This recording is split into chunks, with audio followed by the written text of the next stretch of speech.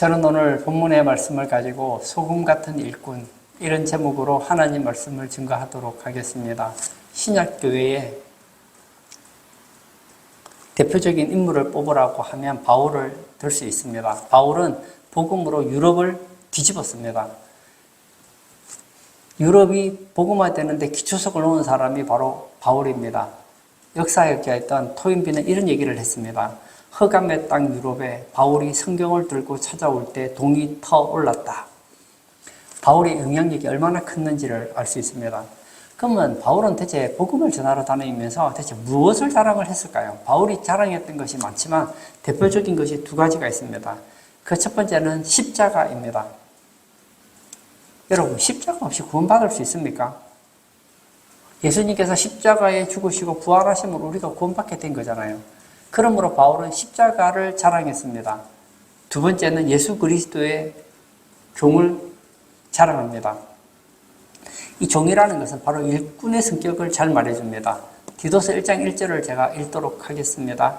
하나님의 종이요 예수 그리스도의 사도인 나 바울은. 무슨 얘기일까요? 바울은 자신을 평가하기를 나는 하나님의 종이다. 빌립보서 1장 1절도 제가 읽겠습니다. 그리스도 예수의 종 바울. 나는 누구라고요? 나는 예수 그리스도의 종이다. 나는 하나님의 종이요 예수 그리스도의 종이라 고백하고 있습니다. 오늘 예배 참석한 우리 모든 성도는 바로 직분자입니다. 예수 그리스도의 종이요 일꾼입니다. 주님은 우리에게 모두 임무를 주셨습니다. 그러면 주님이 주신 임무를 어떻게 감당하면 좋을까요? 오늘 소금을 통해서 어떤 일꾼이 되어야 되는지를 살펴보려고 합니다. 첫 번째는 맛을 내는 일꾼이 되어야 합니다. 마가복음 9장 50절입니다.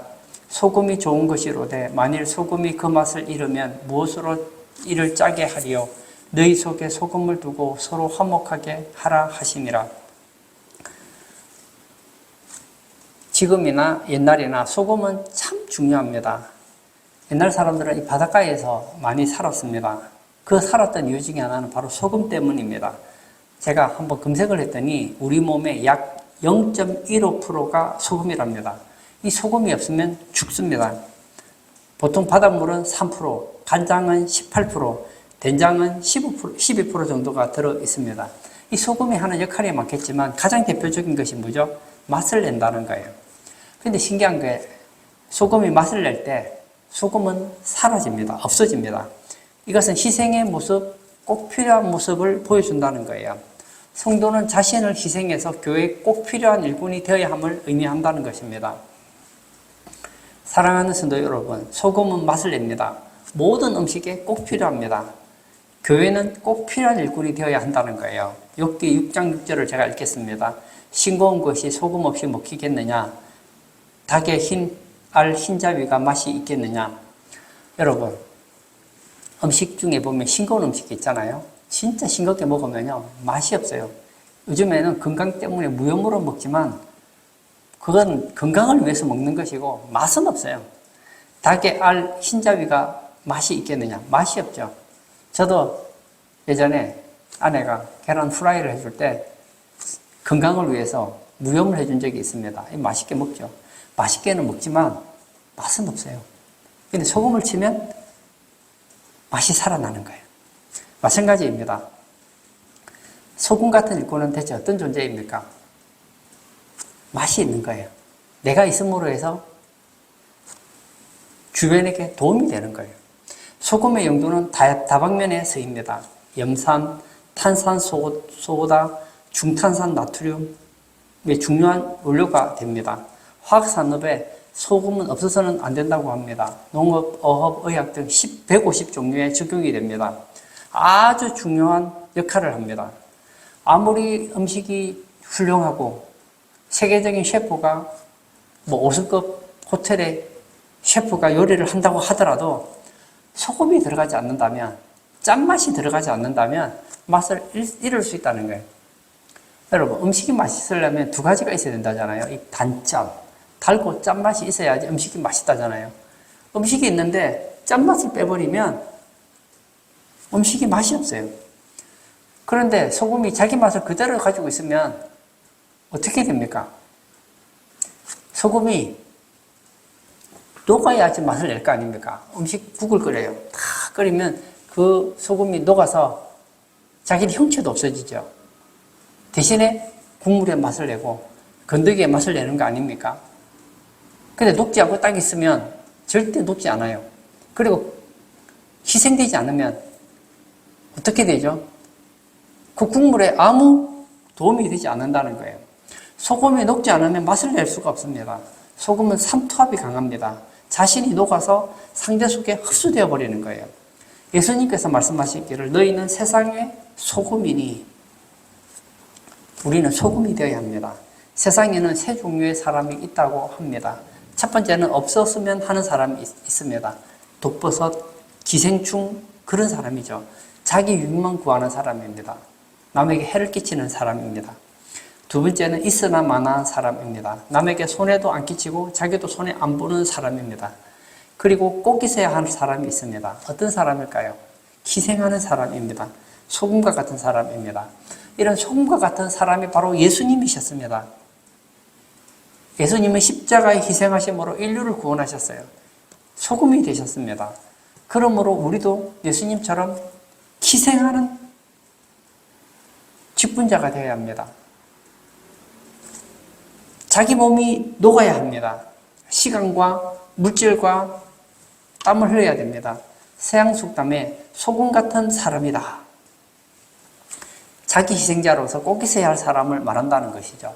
옛날 로마 사람들은 이런 말도 했습니다. 세상에 해와 소금보다 더 유용한 것은 없다.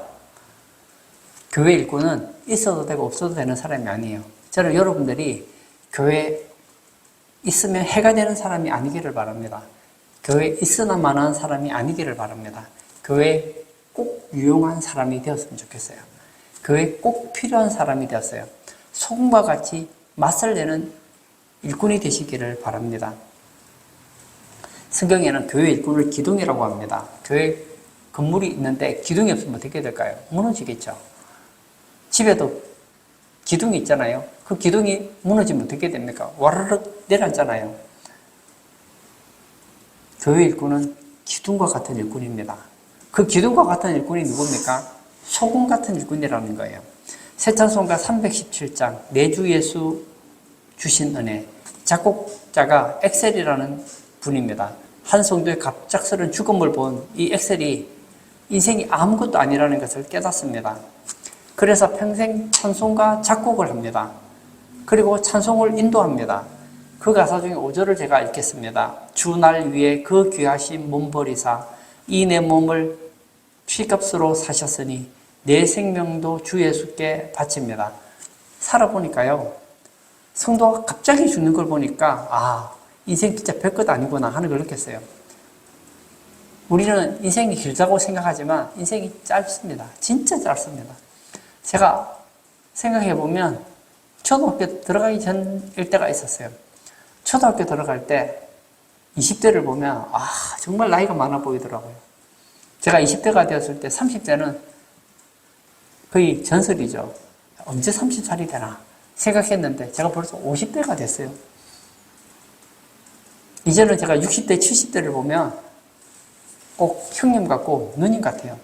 나도 좀 있으면 70이 되겠지. 주님은 날 위해서 그 귀하신 몸을 소금처럼 희생해 주셨는데 이제 나도 내 몸을 주 예수께 바칩니다.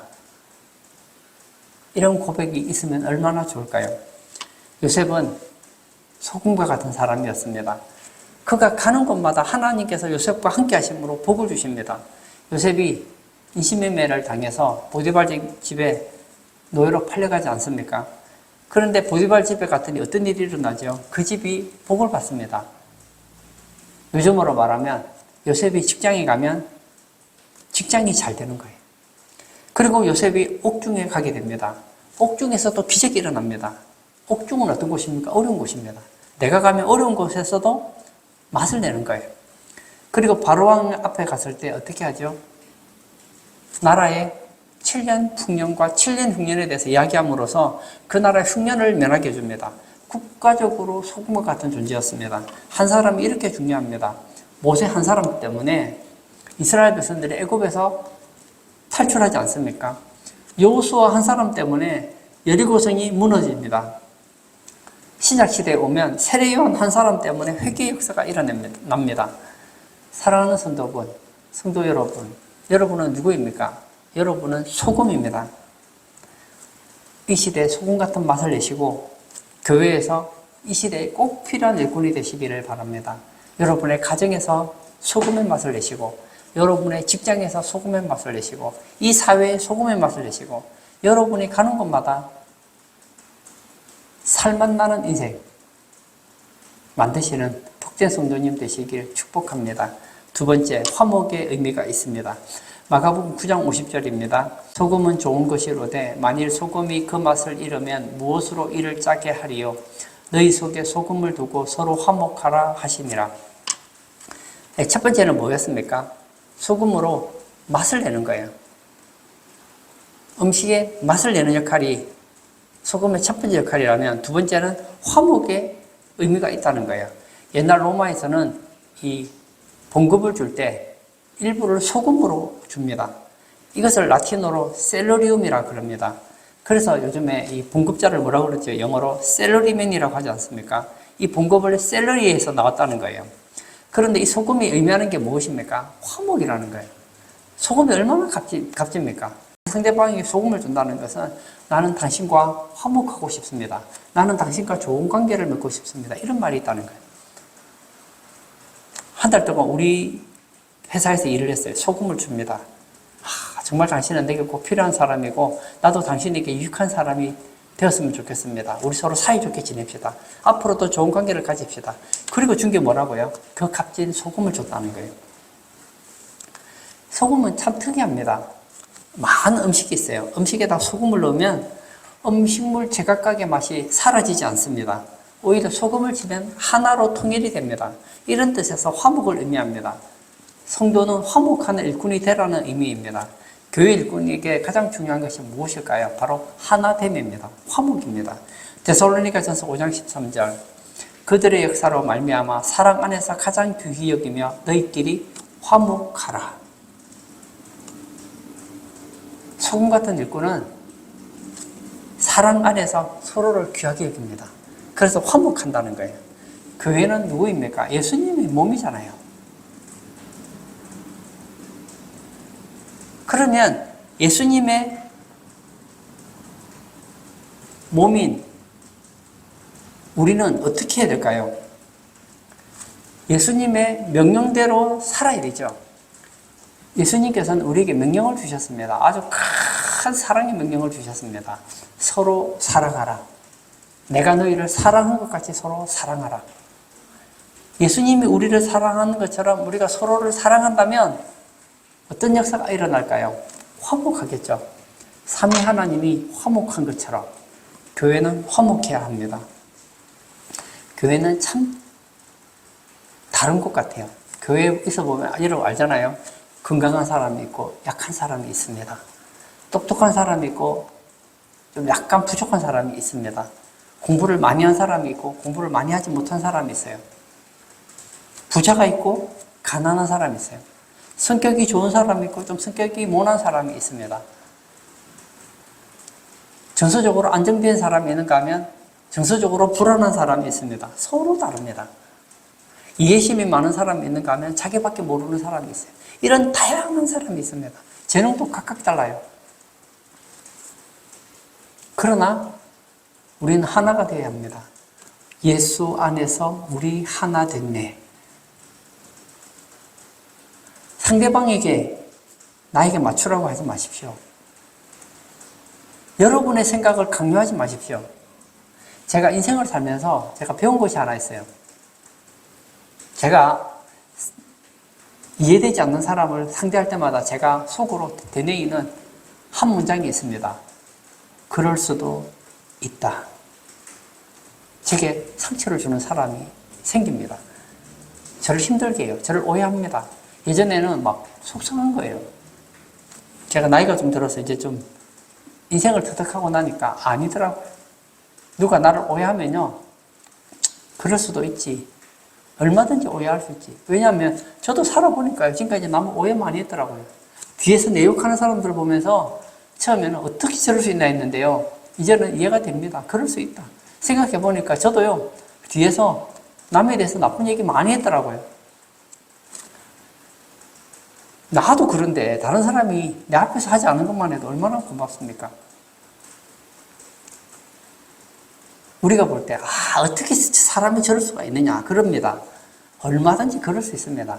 왜죠? 인간은 죄인이거든요. 우리는 서로 상처 주고 남에게 피해 주기 안성맞춤인 사람이에요. 예수 믿고 이 정도 변화된 것만 해도 참 감사한 것이죠. 몸의 구조를 보면 참 신기합니다. 이제 목욕탕에 보면 냉탕과 온탕이 있잖아요. 그럼 냉탕에 들어가서 이제 물속에서 물장구도 치고 어릴 때 막 수영도 하고 그랬습니다. 그러다가 한 번은 실수로 코에 물이 들어갔습니다. 얼마나 혼이 났는지 몰라요. 잘 생각해보면 코가 어디에 있습니까? 밑에 붙어 있잖아요. 만약에 코가 위에 붙어 있다고 한번 생각해 보세요. 우리는 결론적으로 코가 밑에 있다고 생각하니까 그러려니 하고 생각하지, 반대로 한번 생각해 보세요. 코가 위에 있으면 어떻게 됩니까? 비가 오면 코에 물 들어갈 거 아니겠어요? 얼마나 불편하겠습니까?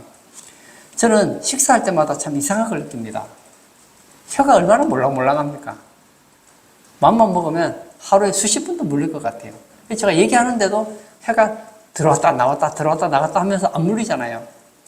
음식을 먹잖아요. 식사하면 그 음식물이 많은데 혀가 들어왔다 나왔다 들어왔다 나왔다 하면서 피하잖아요. 물론 가끔씩 실수해서 혀를 물기도 하지만 그런 경우는 1년에 몇 번 안 됩니다. 대부분은 혀가 알아서 들어왔다 나왔다 하면서 자동 반사적으로 물리지 않게 하죠. 참 신기한 걸 느껴요. 조화지요. 소금이 들어가면 조화가 일어난다는 거예요. 화목을 상징한다는 거예요. 우리 중에 개성이 강하신 분들이 있습니다. 그리고 자기 생각이 절대적인 것처럼 생각하는 사람이 있어요. 이런 사람은 자기가 녹아지지 않기 때문에 하나 되기가 굉장히 힘듭니다. 화목하지 못합니다. 저는 가끔씩 저한테 그런 얘기를 하는 사람이 있었어요. 목사님, 어떻게 저럴 수가 있어요? 그러니까 그분은 화목이 못 되는 거예요. 왜냐하면 내가 생각한 기준이 있거든요. 이건 아니야. 이건 아니야. 절대로 그건 절대가 어디 있습니까? 절대는 아주 극단적인 용어잖아요. 죽은 사람에 대해서는 절대라는 말은 써도 돼요. 죽은 사람 보고 저는 살았으면 좋겠지만 아마 절대 살아나지 못할 겁니다. 맞지요? 근데 그것도 사실은 안 맞는 거예요. 왜냐, 예수님이 다시 오시면 죽은 사람이 살아나거든. 사람은 반드시 죽습니다. 반드시 없습니다. 안 죽을 수 있어요. 예수님이 다시 재림하면요, 안 죽어도 영원히 살 수 있단 말이에요. 우리가 생각하는 이 극단적인 언어들, 그리고 여러분이 그렇게 똑똑합니까? 잘 생각해 보세요. 여러분이 가지고 있는 지식이 대체 얼마나 됩니까? 저도 책을 나름 읽었다면 읽은 사람인데요. 제가 책을 많이 읽다 보니까 너무너무 다른 얘기를 보게 됩니다. 이 사람 이게 맞다고 주장을 해요. 그럴듯합니다. 근데 상대방은 또 다른 사람이 제기를 그 반대가 맞다고 주장합니다. 대체 누구 말이 맞는 것이죠? 다 부분적으로 맞는 거예요. 성경 말씀 외에는 얼마든지 그럴 수 있다. 그런 마음을 가져야 된다는 거예요. 여러분이 가지고 있는 지식 얼마나 된다고 생각하십니까? 하루에 나오는 책의 양이 한 사람이 100년 동안 읽어도 다 읽지 못할 만큼의 많은 분량의 책이 나온다고 합니다. 지식이 엄청납니다. 지금 전 세계에 나와 있는 지식, 여러분의 지식이라는 것은 마치 먼지만한 지식이에요. 겨우 먼지만한 지식 가지고, 점 같은 그런 지식 가지고 마치 여러분이 절대 진리인 것처럼 고집하지 마시라고요. 여러분하고 좀 다른 얘기를 하더라도 그럴 수 있다. 내가 생각할 때는 아닌 것 같지만 저렇게도 볼 수 있구나 하고 넘어가시라고요. 나와 다름을 인정할 때 우리는 하나가 될 수 있습니다. 세 번째, 방부제 역할을 합니다. 에스겔 16장 4절입니다. 내가 난 것을 말하건대 내가 날 때에 내 배꼽줄을 자르지 아니하였고 너를 물로 씻어 정결하게 하지 아니하였고 내게 소금을 뿌리지 아니하였고 너를 강보로 사지도 아니하였나니. 이 에스겔 당시에 있었던 이야기들을 해주고 있습니다. 어떤 아기가 태어났어요. 근데 배꼽줄을 자르지 않았대요. 그리고 그 아이가 태어났는데 물로 씻어 정결하게 하지 않았대요. 어떤 아이가 태어났는데 몸에 소금을 뿌리지도 않았대요. 어떤 아이가 태어났는데 강보로 사지도 아니하였답니다. 이게 현실적으로 가능합니까? 불가능하잖아요.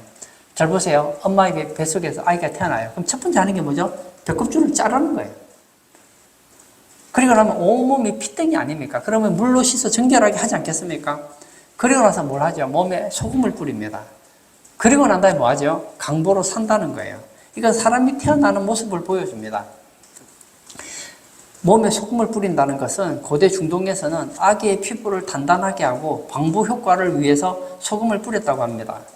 그래서 썩지 않게 하는 역할을 바로 소금이 했다는 거예요. 다시 말하면 이 소금은 방부제 역할을 한다는 거예요. 성도들은 교회 어려운 일을 막는 역할을 해야 함을 의미합니다.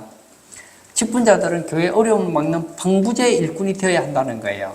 사도행전 19장 23절에서 40절에 보면 다양한 사람들이 나옵니다. 바울이 에베소에서 복음을 전할 때 여러 종류의 사람이 나옵니다. 그 첫 번째 사람이 바로 데메드리오라는 사람입니다. 이 사람은 주변의 사람들을 썩게 하는 자였습니다. 이분은 은장 새긴 그 에베소의 아데미 신전을 만드는 사람이었습니다. 그런데 바울 때문에 아데미 신전의 그 인조신을 만들었는데 그게 잘 안 팔리는 거예요. 그래서 어떻게 합니까? 바울을 박해했다는 거예요. 바울의 복음을 적극적으로 반대합니다. 왜냐하면 자기 생계를 위협했기 때문이죠. 여러분, 이 사람은 썩게 하는 자입니다. 예수 믿어야 구원받죠. 예수 믿어야 천국 가죠. 그때 바울의 복음을 전하지 못하게 해서 사람들이 예수 믿을 수 있는 길을 막아버린 거예요. 그리고 직공들이 나옵니다. 데메드리오 말만 듣고 바울을 나가라고 온 성에서 소요를 일으킵니다. 이 사람들은 무슨 일이 났는지 아무것도 모릅니다. 남의 말만 듣고 소요를 일으킵니다. 떠드는 자들입니다. 이 사람들이 이렇게 떠드니까 사람들이 복음을 들을 수 있습니까? 복음을 듣지 못하죠. 이 사람들도 썩게 하는 자들입니다. 그리고 알렉산더라는 사람이 나옵니다. 이 사람 유대인인데 에베소 사람들의 소동을 보고 자기가 위협을 받을까 봐 두려워서 유대인들은 바울과 같지 않다고 변명을 합니다. 변명자들이죠. 무관심한 자들입니다. 이들은 복음에 대해서 무관심한 자들이에요. 방해하지도 않지만 자신은 관심도 없습니다. 그러니까 하면 가이오라는 사람이 나옵니다. 그는 바울 대신 연극장에 잡혀가 고난을 당합니다. 그리고 바울 대신에 어려운 일을 수습하려고 어려움을 당하기도 했습니다. 이 사람이 누구죠? 방부제 같은 일꾼이라는 거예요. 나중에 사도 요한이 가이오를 생각하니까 너무 신앙생활을 잘하는 거예요. 그는 맛을 내는 일꾼이요, 화목하게 하는 일꾼이요, 방부제 역할을 하는 일꾼이었기 때문에 그를 축복하는 기도를 합니다. 요한 3서 1장 2절입니다. 사랑하는 자여 내 영혼이 잘됨같이 내가 범사에 잘되고 강건하기를 내가 강구하노라. 사도 요한은 가이오를 생각하면 생각이 나는 거예요. 가이오, 그는 참 영혼이 잘된 사람이야. 그 영혼이 잘된 같이 범사가 잘됐으면 참 좋겠다. 그의 영혼이 잘된 같이 건강했으면 좋겠다. 잘 보세요. 이렇게 소금 같은 일꾼이 잘 돼야 되지 않겠습니까?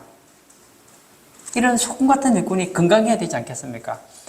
이 교회 일꾼이 많은데 소금 같은 일꾼이 많아야 될 거 아니에요. 근데 내가 지금 몸이 너무 아파서 교회를 못 든단 말이에요. 그러면 아쉽지 않습니까? 이런 가이오 같은 일꾼이 교회에 많으면 교회가 얼마나 살만 나겠습니까?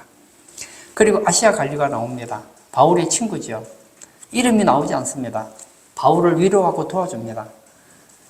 바울과 서로 터놓고 의논한 사이가 바로 친구 아니겠습니까? 이 아시아 관리는 방부제입니다. 그리고 서기장이 나옵니다. 그는 행정관리로서 방부제와 같은 사람이었습니다. 조사를 해봅니다. 조사했더니 바울에게 잘못이 없는 거예요. 그래서 소요를 진압하고 바울을 도와줍니다. 문제를 해결해 주는 것이죠. 교회도 이런 사람이 필요합니다. 교회에 보면 문제를 일으키는 사람이 있어요.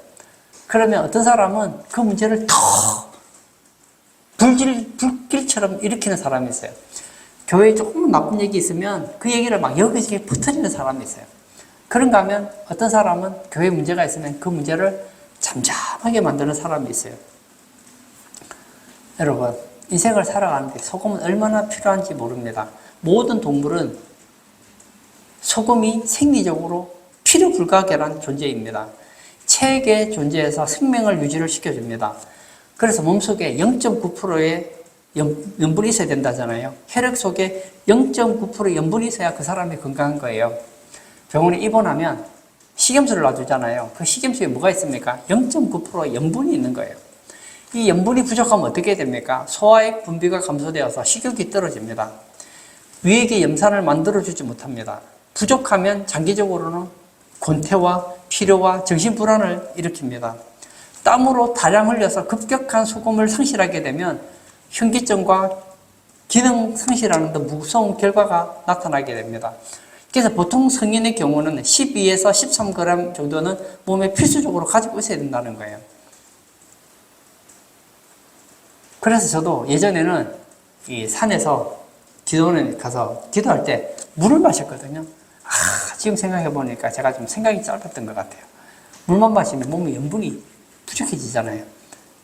그래서 제가 한 번은 제 아는 청년이 산에 기도원에 기도하러 간다는 거예요. 기도 종목이 있어서. 그래서 제가 이 얘기를 해줬어요. 참 좋은데, 금식하는 것도 좋은데, 물을 마시려면 맹물만 마시지 말고 소금을 좀 들고 가라. 천일염을 들고 가서 거기다가 물을 타서 좀 짜게 마셔라. 몸에 염분이 절대적으로 필요하다. 이야기를 해줬어요. 우리 주변에는 섞게 하는 사람이 있습니다. 그런가 하면 섞든지 말든지 무관심한 사람이 있습니다. 그러나 정말 우리에게 필요한 사람은 썩지 않게 방부제 역할을 하는 사람들이라는 거예요. 결론을 짓고자 합니다. 저는 오늘 소금 같은 일꾼에 대해서 말씀을 드렸습니다. 저는 마태복음 5장 13절의 말씀을 정리하려고 합니다. 너희는 세상의 소금이니 소금이 만일 그 맛을 잃으면 무엇으로 짜게 하리요? 후에는 아무 쓸데없어 다만 밖에 버리고 사람에게 밟힐 뿐이니라. 소금이 있습니다. 근데 소금을 사왔는데 소금을 음식에 넣었는데 소금이 맛이 없는 거예요. 짠맛이 없는 거예요. 아니 소금을 왜 샀습니까? 짠맛 때문에 산 거잖아요. 그럼 그 소금 필요 없으니까 버리겠죠. 우리는 누구입니까? 소금 같은 일꾼이에요. 만약 일꾼은 일꾼인데 맛을 잃으면 그 사람은 쓸모없는 직분자요, 화목하지 못한 직분자요, 방부제 역할을 못한 직분자라는 거예요. 근데 실제는 그렇지 않겠죠. 여러분, 소금이 있다면 소금이 짠맛을 내는 게 당연한 거 아닙니까? 우리가 예수 믿는 그리스도의 일꾼이라면 당연히 나는 필요한 일꾼이요. 나는 화목케 하는 일꾼이요. 나는 방부제 역할을 하는 일꾼이 되는 것이 아니겠습니까? 우리 성도님들은 정말 그리스도의 몸된 교회에서 소금 같은 일꾼이 되어서 교회에서 정말 교회가 교회다운 맛을 내게 하고 교인들끼리 화목하게 하고 이 교회가 나빠지지 않도록 더 좋아지도록 방부제 역할을 함으로 주님이 오시는 날 다 칭찬받고 상급의 주인공 되시길 축복합니다. 이 시간 한번 같이 기도하기를 원합니다. 음식을 먹을 때 우리 반찬을 먹잖아요. 먹으면 싱거운 거 먹는 거 참 힘듭니다. 근데 조금만 짠맛이 들어가면 음식이 맛이 달라져요. 저는 우리 성도님들이 소금과 같은 일꾼이 되었으면 좋겠습니다. 여러분 때문에 다른 사람들이 살맛 나는 인생, 여러분 때문에 주변 사람들이 화목해 되는 인생, 여러분 때문에 더 나빠지는 것이 아니라 더 좋아지는 그런 일꾼이 되었으면 좋겠습니다. 이 시간 기도할 때 하나님, 내가 소금 같은 일꾼이 되기를 원합니다. 나로 인하여 주변의 사람들이 살맛나고 화목하고 방부제 역할을 하는 그런 일꾼 되게 해달라고 다 같이 기도하도록 하겠습니다.